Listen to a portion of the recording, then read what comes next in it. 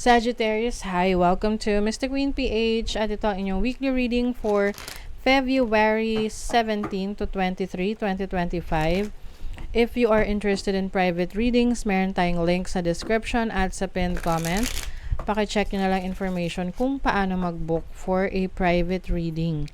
And please subscribe to our channel to show your support, like, share this video, at comment na rin kayo kung kayo ay naka-resonate. And thank you sa mga hindi nagsiskip ng ads.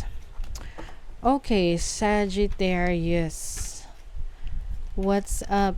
February 17 to 23, 2025. Wow! O, diba? Abundance agad. O, buena mano. So, you are attracting abundance, Sagittarius. Maaring nagiging maganda yung takbo ng income mo, or maari ring maganda yung takbo ng career mo, ng business mo. And ang abundance is hindi lang naman yan para sa material na bagay. This can be an abundance of energy, abundance of ideas, no? So, marami ka ring creative ideas this week that will bring more financial abundance. You also have compassion. So, this is your love for yourself, the people around you. I think, kaya kayo biniblessed kasi marami kayong natutulungan. You are also charitable. Ikaw yung tipong mahilig tumulong sa iba.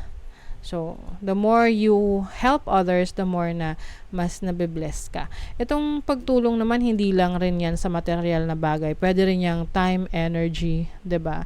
Effort, service, joy. Oh, wow. So, you have so much joy. I think itong pagtulong mo sa iba, this also brings a lot of joy sa'yo, na tipong yan yung nagbibigay sa'yo ng positive energies wherein you attract more people na in alignment of your energies as well.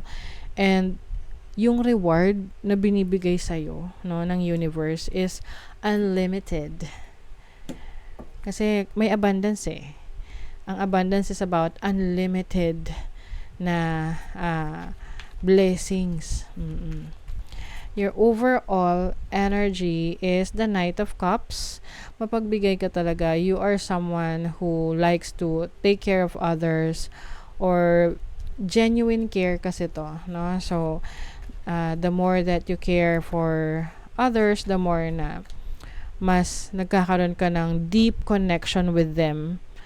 And since merong deep connection, merong pagiging grateful, may gratitude, people will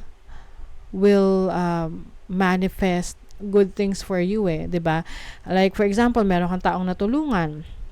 Nasasabihin nila, thank you po, God bless you, o 'di ba? The more na marami kang nare-receive na God bless you, the more na bless ka ng mga magagandang bagay, the more na nare-reward ka. 'Di ba? Your challenge is the Ten of Cups. So, maaring may challenging situation within your family, or pwedeng minor challenge lang to, lalo na kung meron kayong event together na pwedeng may konting aberya. Oo. Some of you naman, pwedeng meron kailangan pag-usapan within the family, which is something very sensitive, no? Na I think you will be open to that conversation kasi naiintindihan mo na may iba't ibang personality yung mga family members mo. And I don't know if nakaka-relate kayo dito, but di ba sa family, the more na maraming members sa family, the more na dapat mas malawak yung pag-iisip mo, mas malawak yung pananaw mo. Dahil iba-ibang personality. So, it's so hard rin to deal with different personalities. But at the same time, kung meron kang compassion, love for them, yung communication will be of great help. Makakatulong yon para mas maintindihan nyo yung isa't isa. So, maaring meron kailangang pag-usapan within the family about a certain situation. Now, your opportunity is the Nine of Swords. Opportunity, maaring meron kang kailangang harapin na can be a decision na kailangan mo nang gawin na isinasantabi mo or ipinagpapaliban mo because it's complicated. Oo, but you have the opportunity to fix this. You have the opportunity na tapusin na yung gumugulo sa isip mo, and that is to finally take action doon sa gumugulo na yan. Whatever this is, tingnan natin sa in what area. Sixth house, this can be your health. So, maaring meron kang kailangang ayusin, asikasuhin sa kalusugan mo or sa trabaho mo kasi sixth house is your daily routine, workplace, or katrabaho. Oo. And then, your blessing. Uy, Ace of Pentacles. As a blessing, there is a new opportunity for business, career. This can also mean a new source of income para sa inyo. 'Di ba? Maaring meron kayong side hustle, magiging side hustle. And pwede rin tong parang may itatanim ka na bagong investment. So, pwedeng meron kang bibilhing property, tapos yung property na yan ay i-develop mo, pwedeng pauupahan mo, and that will generate income sa'yo. Let's see what else. Meron okay, Sagittarius, I'm seeing here na merong you have to deal with an issue sa family. Na this can be something emotional within the family members, okay? But I think magagawan to ng paraan kung magiging open kayo sa isa't isa, and tatanggapin nyo kung ano yung totoong nararamdaman ng family member ninyo.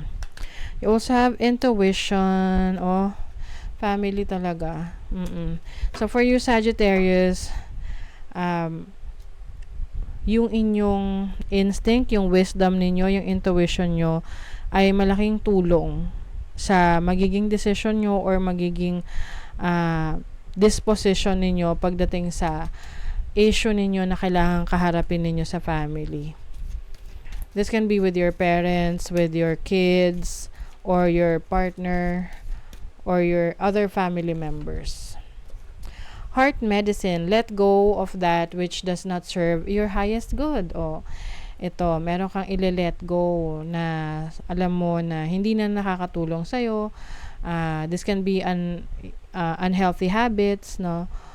This can be a person sa buhay mo na you feel like, it's toxic, or a situation na sa tingin mo, the more na nagsistay ka doon, the more na nahihirapan ka lang, no? So, it's for you to let go of that, no longer serving you. So, that is your reading, Sagittarius. Thank you so much. See you again.